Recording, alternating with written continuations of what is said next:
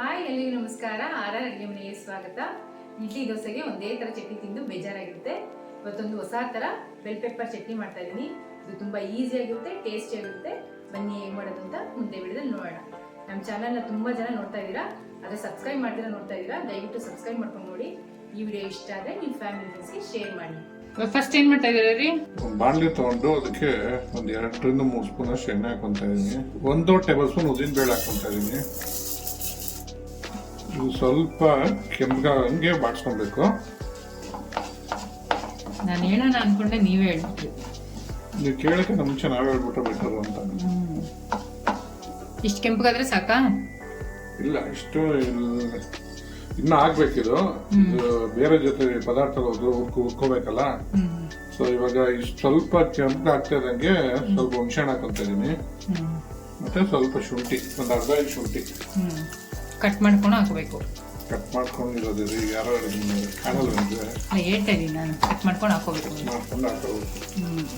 ಎಲ್ಲ ಎಣ್ಣೆಲ್ಲ ಫ್ರೈ ಮಾಡ್ಕೋಬೇಕು. ತುಂಬಾ ಚೆನ್ನಾಗಿರುತ್ತೆ ಬೆಲ್ ಪೆಪ್ಪರ್ ಚಟ್ನಿ. ನೋಡ್ತಾರೆ, ಗೊತ್ತಾಗುತ್ತೆ ನಿಮ್ಗೆ. ಮಾಮೂಲಿ ಮಾಡೋ ತರ ಚಟ್ನಿ ಎಲ್ಲ ಇದು ಮನೇಲೆ ಹೋಟ್ಲು ತರ ಚಟ್ನಿ, ಹೋಟ್ಲು ಸ್ಟೈಲ್ ಚಟ್ನಿ. ಇವಾಗ ಹುಣಸೆಹಣ್ಣು ಶುಂಠಿ ಫ್ರೈ ಆಗಿದೆಯಾ? ಮಿಷನ್ ಫ್ರೈ ಆಗಿದೆ. ಇವಾಗ ಒಂದೇ ಒಂದು ಈರುಳ್ಳಿ ಕಟ್ ಮಾಡಿರೋದು ಹಾಕೊಂತ ಇದೀನಿ. ಇದು ಎಣ್ಣೆಲ್ಲ ಬಾಡಬೇಕು, ಹಸಿ ವಾಸನೆ ಹೋಗ್ಬೇಕು. ತುಂಬಾ ಬಾಡೋದು ಬೇಡ, ಹಸಿ ವಾಸನೆ ಹೋದ್ರೆ ಸಾಕು. ಇವಾಗ ಇದ್ರ ಜೊತೆನೆ ಖಾರಕ್ಕೆ ಒಂದು 4ರಿಂದ 5 ಮೆಣಸಿನ್ಕಾಯಿ ಹಾಕೊಂತ ಇದೀನಿ. ಇದು ಖಾರ ಕಡಿಮೆ ಇದೆ ಮೆಣಸಿನ್ಕಾಯಿ, ಅದಕ್ಕೆ 4-5 ಹಾಕೊಂಡಿದ್ದೀನಿ ನಾನು. ನೀವು ಖಾರ ನೋಡ್ಕೊಂಡು ಮೆಣಸಿನ್ಕಾಯಿ ಹಾಕೊಬೋದು. ವಿಡಿಯೋ ಪೂರ್ತಿ ನೋಡ್ಬಿಟ್ಟು ನೀವೇ ಹೇಳಿ ಹೊಸದರ ಚಟ್ನಿನ ಏನು ಅಂತ. ನೋಡಿ, ಈರುಳ್ಳಿ ಸ್ವಲ್ಪ ಫ್ರೈ ಆಗ್ತಾ ಇದ್ದಾಗೇನೆ ಸ್ವಲ್ಪ ಕೊತ್ತಂಬರಿ ಹಾಕೊಂತ ಇದ್ದೀನಿ. ಕರಿಬೇವು. ಆರೋ ಅಡುಗೆ ಮನೆಯವ್ರೆ, ಕೊತ್ತಂಬರಿ ಕರಿಬೇವು ಡಿಫ್ರೆನ್ಸ್ ಗೊತ್ತಿರ್ತಾರಂಗೆ ಆಗೋಯ್ತಲ್ರಿ. ನೀವು ಬಗ್ಗಲ್ಲಿ ಇರೋದಕ್ಕೆ ನೋಡಿ, ಎಲ್ಲ ಹಿಡಿದ್ಕೊಡ್ತೀರ ಕೊತ್ತಂಬರಿ ಕರಿಬೇವು ಯಾವುದು ಅಂತ. ಕನ್ಫ್ಯೂಸ್ ಆಗುತ್ತೆ ಒಂದ್ಸಲಿ, ಏನು ಮಾಡೋಕ್ಕಾಗಲ್ಲ. ನೋಡಿ, ಸ್ವಲ್ಪ ಪುದೀನ ಹಾಕೊಂತ ಇದ್ದೀನಿ. ಜಾಸ್ತಿ ಇಲ್ಲ, ಸ್ವಲ್ಪ ಪುದೀನ ಹಾಕೊಂತ ಇದ್ದೀನಿ ಫ್ಲೇವರ್ಗೆ. ಇದನ್ನು ಚೂರೇ ಫ್ರೈ ಮಾಡ್ಕೊಂಡು ಇದು ಬಾಡಿದೆ. ಇವಾಗ ಒಂದೇ ಒಂದು ಬೆಲ್ ಪೆಪ್ಪರ್ ಕಟ್ ಮಾಡ್ಕೊಂಡಿದ್ದೀನಿ, ಅದನ್ನ ಹಾಕೊಂತ ಇದ್ದೀನಿ.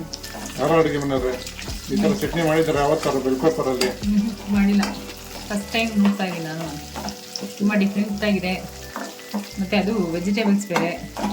ಯಾವಾಗೂ ತೆಂಗಿನಕಾಯಿ ಚಟ್ನಿ, ಹುರ್ಗಡ್ಲೆ ಚಟ್ನಿ, ಇಲ್ಲ ಪುದೀನ ಚಟ್ನಿ, ಕಡಲೆ ಬೀಜಿ ಚಟ್ನಿ ಅದೇ ತಿಂತಾ ಇರ್ತೀರಾ. ಈ ಥರ ಒಂದ್ಸರಿ ಚಟ್ನಿ ಮಾಡಿ ನೋಡಿ, ತುಂಬ ಚೆನ್ನಾಗಿರುತ್ತೆ. ಒಂದ್ಸರಿ ಮಾಡಿದ್ರೆ ವಾರಕ್ಕೆ 1 ಸರಿ ಇಲ್ಲ 2 ಸರಿ ನೀವೇ ಮಾಡ್ಕೊಂಡು ತಿಂತಾ ಇರ್ತೀರ, ಅಷ್ಟು ಚೆನ್ನಾಗಿರುತ್ತೆ. ಯಾವಾಗಲೂ ಒಂದೇ ಥರ ಚಟ್ನಿ ಮುನ್ನೋಡ್ತಾ ಇರ್ತೀವಿ, ಬಟ್ ಇದು ಒಂಥರ ಹೊಸ ಥರ ಇದೆ. ಇದಕ್ಕೇನು ತೆಂಗಿನಕಾಯಿ ಏನು ಹಾಕಂಗಿಲ್ವಾ? ತೆಂಗಿನಕಾಯಿ ಬೇಡ ರೀ, ತೆಂಗಿನಕಾಯಿ ಬೇಡ, ಹುರ್ಗಡ್ಲೆ ಬೇಡ, ಕಡಲೆಕಾಯಿ ಬೀಜ ಬೇಡ, ಏನು ಬೇಡ. ಒಳ್ಳೆ ಸೂಪರ್ ಆಗಿರುತ್ತೆ. ಹೇಳ್ತಾರೆ, ಒಂದ್ಸರಿ ಮಾಡಿದ್ರೆ ಪದೇ ಮಾಡ್ಕೊಂಡು ತಿಂತಾ ಇರ್ತೀರ, ಅಷ್ಟು ಚೆನ್ನಾಗಿರುತ್ತೆ. ನೋಡಿ, ಇವಾಗೆಲ್ಲ ಬಾಡಿದೆ. ಇವಾಗ ಸ್ಟವ್ ಆಫ್ ಮಾಡ್ಕೊಂಡ್ಬಿಡೋಣ. ಇವಾಗ ಸ್ಟವ್ ಆಫ್ ಮಾಡ್ಕೊಂಡಾದ್ಮೇಲೆ ಸ್ವಲ್ಪ ಕೊತ್ತಂಬರಿ ಕಟ್ ಮಾಡಿಕೊಂಡು ಅದನ್ನ ಹಾಕೊಂತ ಇದೀನಿ. ಇದು ಸ್ವಲ್ಪ ಹಿಂಗೆ ಮಿಕ್ಸ್ ಮಾಡ್ಕೊಂಡ್ಬಿಡೋಣ. ಬಿಸಿ ಇರುತ್ತಲ್ಲ, ಅದರಲ್ಲೇ ಬಾಡ್ಬಿಡುತ್ತೆ. ತುಂಬಾ ಬಾಡಿಸ್ಬಿಟ್ರು ಫ್ಲೇವರ್ ಹೊಟ್ಟೋಗ್ಬಿಡುತ್ತೆ ಕೊತ್ತಂಬರಿದು ಅಲ್ವಾ? ಅದಕ್ಕೇನೆ ಎಣ್ಣೆ ಕಾದಿರುತ್ತಲ್ಲ, ಅದ್ರ ಜೊತೆನೆ ಫ್ರೈ ಅದು ಸಾಕು. ಅದಕ್ಕೆ ಸ್ಟವ್ ಆಫ್ ಮಾಡ್ಕೊಂಡ್ಮೇಲೆ ಹಾಕೊಂತಾರ ನೀವು? ಹೌದು. ಇವಾಗ ಇದನ್ನ ತಣ್ಣಗಾಗಿಟ್ಬಿಡೋಣ. ಓಕೆ. ನೋಡಿ, ಹುರಿದಿರೋ ಪದಾರ್ಥ ಎಲ್ಲ ತಣ್ಣಗಾಗಿದೆ. ಇವಾಗ ರುಚಿಗೆ ತಕ್ಕಷ್ಟು ಉಪ್ಪು ಹಾಕೊಂತ ಇದ್ದೀನಿ. ಇವಾಗ ಇದನ್ನ ನೈಸಾಗಿ ರುಬ್ಕೊಂಡ್ಬಿಡೋಣ. ಆರೋ ಅಡುಗೆ ಮನೆಯವ್ರೆ, ಇದೊಂಚೂರು ನೈಸಾಗಿ ರುಬ್ಕೊಂಬಂದು ಕೊಟ್ಬಿಡಿ ಒಂಚೂರು. ಓಕೆ. ಇವಾಗ ರುಬ್ಕೊಂಡಾಗಿದೆ. ಇವಾಗ ಒಂದು ಒಗ್ಗರಣೆ ಹಾಕ್ಬಿಡೋಣ. 1 ಟೇಬಲ್ ಸ್ಪೂನ್ ಅಷ್ಟು ಎಣ್ಣೆ ಹಾಕೊಂತ ಇದ್ದೀನಿ. ಸ್ವಲ್ಪ ಸಾಸಿವೆ ಸಿಡಿತಾ ಇದ್ದಂಗೆ ಉದ್ದಿನ ಬೇಳೆ, ಇವಾಗ 1-2 ಒಣಮೆಣಸಿನ್ಕಾಯಿ. ಆಗೋಯ್ತವಲ್ಲೇ ಒಗ್ಗರಣೆ. ಒಗ್ಗರಣೆ ಆಗೋದು ಎಷ್ಟೊತ್ತು? ತುಂಬಾ ಸಿಂಪಲ್ ಒಗ್ಗರಣೆ. ನೀವು ಜಾಸ್ತಿ ಏನಾರು ಮಾಡ್ಕೊಬಿಡಿ, ಸೀದೋಗ್ತಾ ಇದೆ. ಏನು ಸೀದೋಗ್ತಲ್ಲ ರೀ, ಸುಮ್ಮನೆ ಏನೋ ಹೇಳ್ಬೋದು. ಸಾಕು ಆಫ್ ಮಾಡ್ಬಿಡಿ, ಅದೇ ಬಿಸಿಲಿ ಆಗುತ್ತೆ. ಮಾಡೋದು ಗುಡ್, ವೆರಿ ಗುಡ್. 1-2 ಎಲೆ ಕರಿಬೇವಿನ ಸೊಪ್ಪು, ಒಂದು ಸ್ವಲ್ಪ ಹಿಂಗೆ ಹಾಕೋಬಿಡೋಣ. ಹಿಂಗೂ ಅಷ್ಟೇ, ಹಿಂಗೂ ಹಾಕ್ಬೇಕು, ಅದು ಫ್ಲೇವರ್ ಗಮ್ ಅಂತ ಇರುತ್ತೆ. ಒಗ್ಗರಣೆನ ಚಟ್ನಿ ಮೇಲೆ ಹಾಕೋಬಿಡೋಣ. ಬೆಲ್ ಪೆಪ್ಪರ್ ಚಟ್ನಿ ರೆಡಿ ಆಗಿದೆ. ಟ್ರೈ ಮಾಡಿಬಿಟ್ಟು ಹೇಗಿತ್ತು ಅಂತ ಕಮೆಂಟ್ ಬಾಕ್ಸಲ್ಲಿ ತಿಳಿಸಿ. Thanks for watching our video.